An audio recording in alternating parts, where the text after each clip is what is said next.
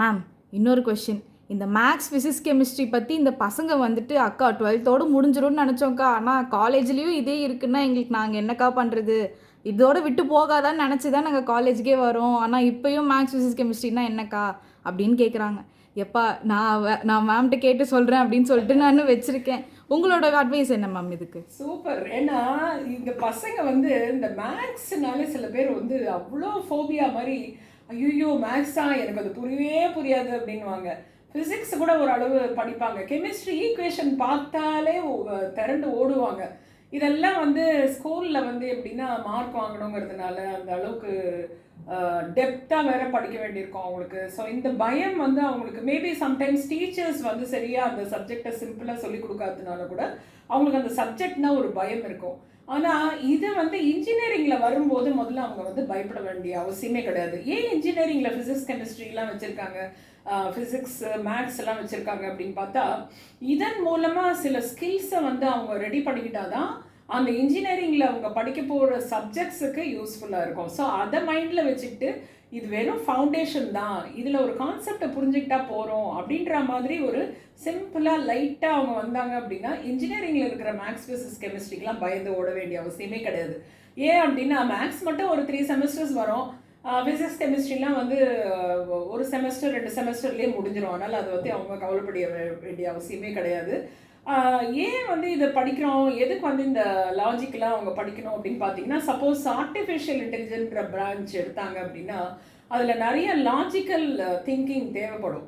So இதெல்லாம் இந்த first year second இயரில் படிக்கிற மேத்தமெட்டிக்கல் பேக்ரவுண்ட் மூலமாக அவங்களுக்கு அது ஸ்ட்ராங் ஃபவுண்டேஷனாக ஆகிடும். இதுக்காக தான் அதை வந்து கரிக்குலமில் வச்சுருக்காங்க. அதே மாதிரி இசிஇ ஸ்டூடெண்ட்ஸுக்கும் பேசிக் எலக்ட்ரானிக்ஸ் ரொம்ப அவசியம்.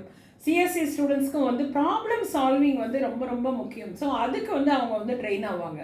அதுக்கப்புறம் பார்த்தீங்க அப்படின்னா இந்த artificial intelligence and data science இந்த பிரான்ச்சை பற்றி கேட்காதவங்களே கிடையாது. ஏன்னா அவங்க என்ன சொல்கிறாங்கன்னா, டேட்டா சயின்ஸ் படிச்சுட்டா எனக்கு வாழ்க்கை ஃபுல்லாக எனக்கு வேலை இருக்கும் அப்படின்ற மாதிரி ஒரு மைண்ட் செட். ஏன்னா டேட்டா தானே உலகம் இப்போது.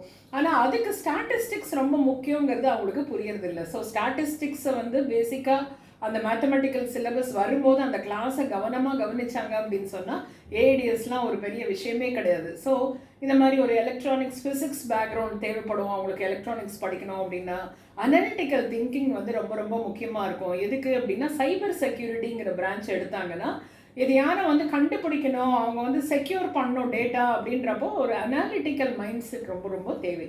இதுக்கெல்லாம் தான் அந்த மேக்ஸு, ஃபிசிக்ஸு, கெமிஸ்ட்ரி இதெல்லாம் வந்து நம்ம படிக்கணும் அப்படின்னு சொல்கிறோம். அதோட நாலேஜ் இருந்தால் போகிறோம். பெருசாக வந்து அலட்டிக்காமல் அவங்க கூலாக அந்த கான்செப்டை அழகாக புரிஞ்சுக்கிட்டு எப்படி அப்ளை பண்ணணுன்னு டீச்சர்ஸ் கிட்ட டிஸ்கஸ் பண்ணாலே engineering will be very very simple. ஏன்னா இன்ஜினியரிங்காக படித்தாங்கன்னா எதர் அவங்க என்ன ஆவாங்க, சாஃப்ட்வேர் இன்ஜினியர் ஆவாங்க, இல்லை ஏஐ ஸ்பெஷலிஸ்ட் ஆவாங்க, டேட்டா சயின்டிஸ்ட் ஆவாங்க, சைபர் செக்யூரிட்டி இன்ஜினியர் ஆவாங்க, இல்லை ரோபோட்டிக்ஸ் இன்ஜினியர் ஆவாங்க, இல்லை ஏதான ஒரு செமிகண்டக்டரில் இல்லை ஐஓடியில் 5Gயில் ஒரு கோர் இன்ஜினியராக கூட ஆகலாம். ஸோ இது எல்லாமே தேவை அப்படின்னா ஸ்கில்லும் வேணும், எஜுகேஷன் வேணும், நாலேஜ் வேணும், கரியரும் வேணும். அதை தாண்டி பேக்கேஜும் வேணும், கையில் நிறைய சம்பளம் வேணும்ல.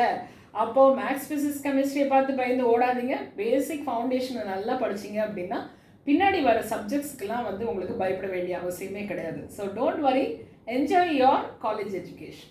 அப்பா இது போதும் மேம். நான் இதை சொல்லியே நான் உங்களை பழம்புல கூல் பண்ணிடுவேன். Thank you so much ma'am.